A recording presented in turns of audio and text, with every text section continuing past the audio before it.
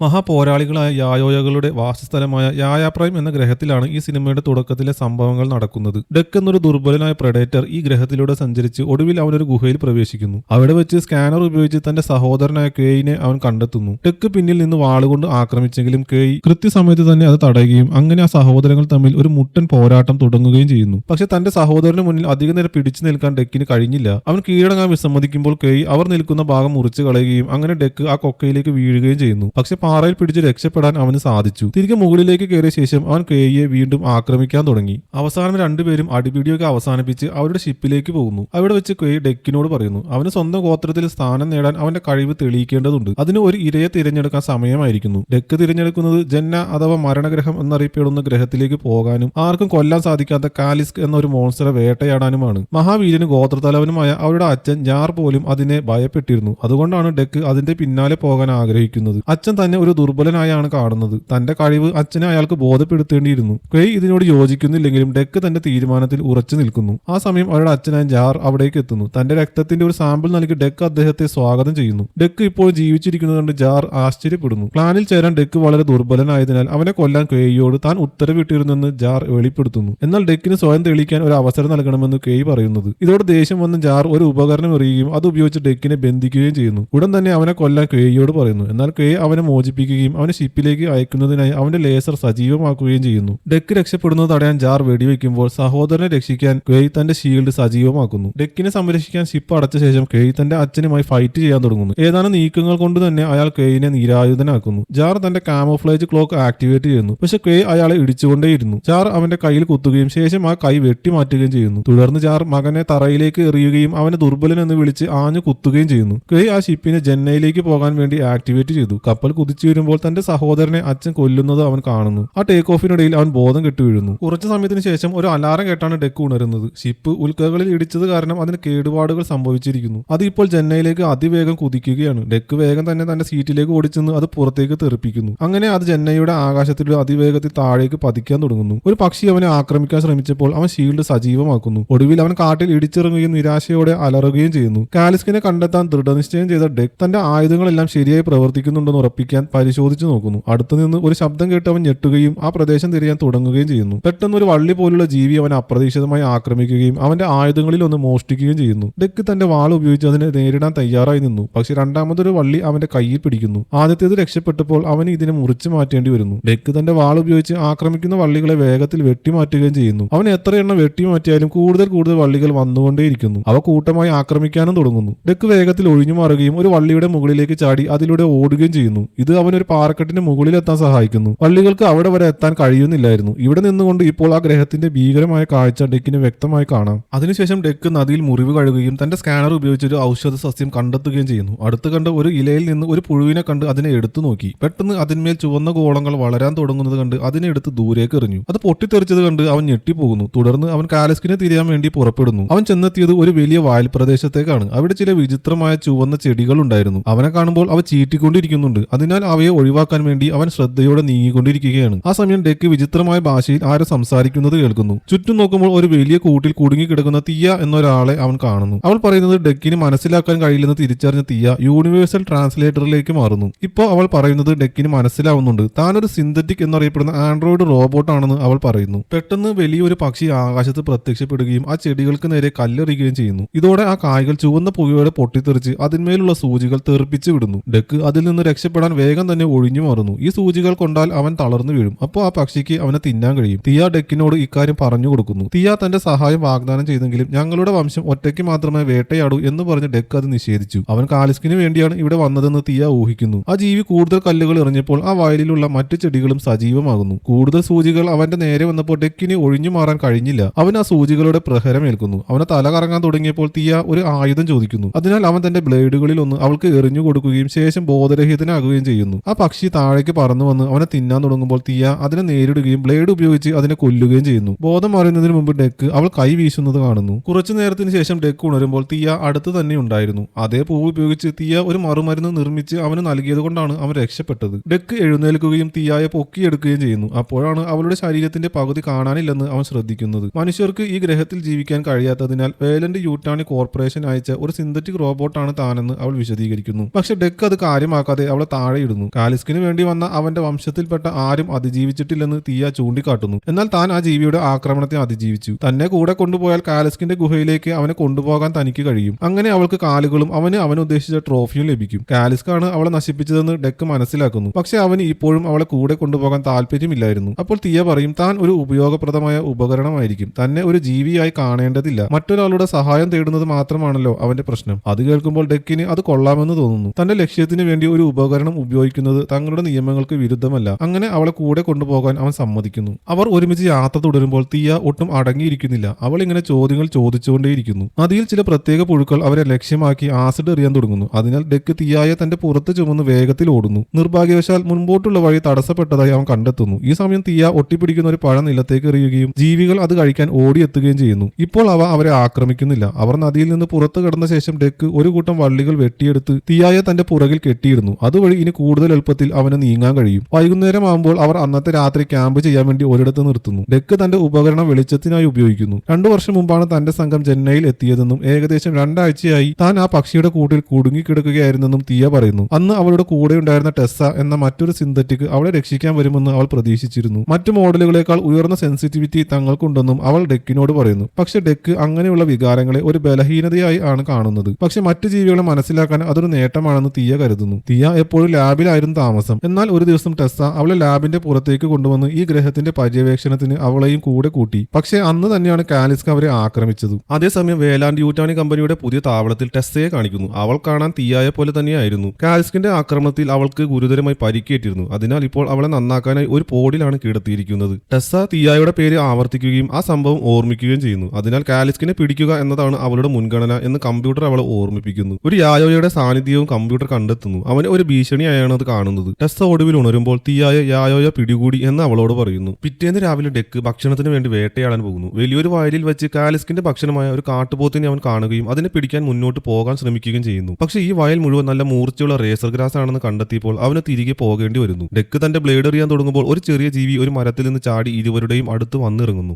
ഈ ഗ്രഹത്തിലെ എല്ലാ ജീവികളെക്കുറിച്ചും അറിയാമായിരുന്ന തീയാക്ക് അത് എന്ത് തരം ജീവിയാണെന്ന് തിരിച്ചറിയാൻ കഴിയുന്നില്ല. ഡെക്ക് അതിനോട് അലറിയെങ്കിലും ആ ചെറിയ ജീവി തിരിച്ചും അലർന്നു. തുടർന്ന് ആ ജീവി കാട്ടുപോത്തിന് പിന്നാലെ ഓടുന്നു. അതിന് നല്ല കട്ടിയുള്ള ചർമ്മം ഉണ്ടായിരുന്നതിനാൽ റേസർ ഗ്രാസ് കാരണം അതിന് മുറിവേൽക്കുന്നുണ്ടായിരുന്നില്ല. തന്നോടൊപ്പം മത്സരിക്കാൻ ഒരാൾ കൂടി വന്നതിൽ രോഷാകുലനായ ഡെക്ക് കാട്ടുപോത്തിനെ പിന്തുടരാൻ മരത്തിൽ നിന്ന് മരത്തിലേക്ക് ചാടാൻ തുടങ്ങുന്നു. ഭാരം കാരണം ഒരു കൊമ്പ് ഒടിയുകയും ഇരുവരും വീഴുകയും ചെയ്യുന്നു. അതിനാൽ ഡെക്ക് തന്റെ ബ്ലേഡ് ഉപയോഗിച്ച് മരത്തിൽ തുളച്ച് പുല്ല് തൊടുന്നതിന് തൊട്ടു മുമ്പ് അവരുടെ വീഴ്ചയെ പിടിച്ചു നിർത്തുന്നു. കാട്ടുപോത്ത് അവരുടെ അടുത്തുകൂടി ഓടുമ്പോൾ ഡെക്ക് അതിലേക്ക് ചാടി അതിനെ കുത്തുന്നു. എന്നിരുന്നാലും മറ്റൊരു മരം ഉപയോഗിച്ച് കാട്ടുപോത്ത് അവരെ എറിയുന്നു. ആ ചെറിയ ജീവി അവരുടെ മുന്നിലൂടെ ഉരുണ്ടു പോകുന്നു. നിരാശനായ ഡെക്ക് ആ ജീവിയുമായി ഒരു പോരാട്ടം തുടങ്ങുന്നു. ഇതിനിടയിൽ തീയ പലപ്പോഴും ചതഞ്ഞു പോകുന്നുണ്ടായിരുന്നു. ആ ചെറിയവന് വിചാരിച്ചതിനേക്കാൾ നല്ല ശക്തിയുണ്ടായിരുന്നു. പക്ഷെ കുറച്ച് കഷ്ടപ്പാടിന് ശേഷം ഡെക്ക് അതിന്റെ കഴുത്തിൽ പിടിക്കുന്നു. ആ നിമിഷം കാട്ടുപോത്ത് അവരുടെ അടുത്തേക്ക് ഓടി വരുന്നു. അതിനാൽ ഡെക്ക് തന്റെ വാൾ എറിഞ്ഞ് കാട്ടുപോത്തിന്റെ വായ രണ്ടായി മുറിക്കുന്നു. തന്റെ വേട്ട വിജയിച്ചത് ആഘോഷിക്കാൻ ഡെക്ക് അലർന്നു. എന്നാൽ പെട്ടെന്ന് ഒരു കൊമ്പ് അവന്റെ കാൽ പിടിക്കുകയും അവനെ ഉയർത്തുകയും ചെയ്യുന്നു. ലൂണാബഗ് ഇരുവരെയും പിടികൂടി. അതിന്റെ പിടുത്തം വളരെ ശക്തിയിലായിരുന്നതിനാൽ ഡെക്കിന് തന്റെ ഉപകരണങ്ങളൊന്നും ഉപയോഗിക്കാൻ കഴിയുന്നുണ്ടായിരുന്നില്ല. അത് അവരെ തിന്നാൻ തുടങ്ങുമ്പോൾ ആ ചെറിയ ജീവി ലൂണാബഗിന്റെ വായിലേക്ക് ചാടുകയും അതിന്റെ പല്ലുകൾ കട്ടിയുള്ള ചർമ്മം കൊണ്ട് തടയുകയും അങ്ങനെ അതിനെ തകർക്കുകയും ചെയ്യുന്നു. ലൂണാബഗ് വേദന കൊണ്ട് അവരെ തുപ്പിക്കളയുകയും റേസർ ഗ്രാസിലൂടെ നടന്നു പോവുകയും ചെയ്യുന്നു. പ്രതികാരത്തിനായി ആഗ്രഹിച്ച ഡെക്ക് ഒരു പാലമായി ഉപയോഗിക്കാൻ ഒരു മരം വെട്ടിമാറ്റുന്നു. ചെറിയ ജീവി ഈ സമയം വയലിലൂടെ ഉരുണ്ടു പോവുകയാണ്. ലൂണാബഗ് അതിനെ തന്റെ നാവ് കൊണ്ട് പിടികൂടുന്നു. എന്നാൽ ആ നിമിഷം ഡെക്ക് അതിന്റെ തലയിൽ വന്നിറങ്ങി തന്റെ വാളുകൊണ്ട് ആ രാക്ഷസ ജീവിയെ കുത്തുകയും ഒടുവിൽ അതിനെ കൊല്ലുകയും ചെയ്യുന്നു. അതേസമയം ടെസ്സയും അവളുടെ സിന്തറ്റിക് റോബോട്ടുകളുടെ സംഘവും തീയായെ തിരയുകയായിരുന്നു. അവർ ഡെക്കിന്റെ പോഡ് കണ്ടെത്തിയെങ്കിലും അപ്പോഴേക്കും ആ വള്ളികൾ അവരെ ആക്രമിക്കാൻ തുടങ്ങിയിരുന്നു. സംഘം അവയെ തിരിച്ചടിക്കാൻ തുടങ്ങി. തുടർന്ന് അവർ ഫ്ലെയിം ത്രോവറുകൾ ഉപയോഗിച്ച് എല്ലാ വള്ളികളെയും കത്തിച്ചു കളയുന്നു. വൈകുന്നേരമായപ്പോൾ ഡെക്കും തീയായും വീണ്ടും ക്യാമ്പ് ചെയ്യുന്നു. ആ ചെറിയ ജീവി ഇപ്പോഴും അവരെ പിന്തുടരുന്നുണ്ട്. ഡെക്കിന്റെ എല്ലാ ചലനങ്ങളും അവൻ പകർത്തുന്നു. ഡെക്ക് വറുത്ത മാംസം അവനുമായി പങ്കുവെക്കുമ്പോൾ തീയ ആ ജീവിക്ക് ബഡ് എന്ന് പേരിടുന്നു. ഭക്ഷണം കിട്ടിയ സന്തോഷത്തിൽ ആ കുഞ്ഞു ജീവി ഡെക്കിന്റെ മുഖത്തേക്ക് തുപ്പി.